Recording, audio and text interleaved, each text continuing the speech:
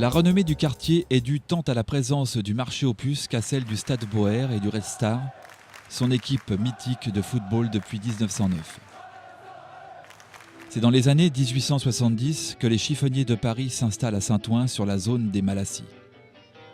Vinrent ainsi se mêler aux roulottes des gitans, installés déjà depuis fort longtemps, biffins, crocheteurs, fripiers, chineurs qui deviendront ensuite brocanteurs et antiquaires. Avec le temps et l'arrivée du métropolitain en 1908, les brocanteurs n'en peuvent plus de déballer et remballer quotidiennement leurs charretons.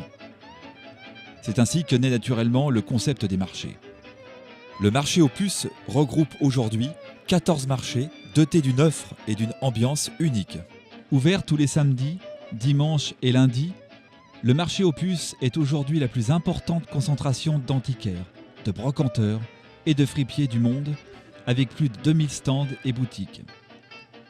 Le plus grand grenier du monde est devenu un lieu incontournable de tourisme et voit chaque année plus de 5 millions de visiteurs déambuler dans ses allées.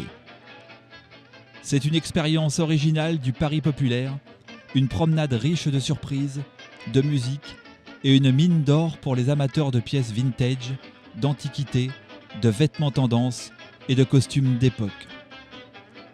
Django Reinhardt et le jazz manouche ne sont jamais très loin non plus, et 60 ans plus tard, les accords de guitare de Marcel Campion, le roi des forains, résonnent encore tous les week-ends à la Chope des Puces ou chez Louisette.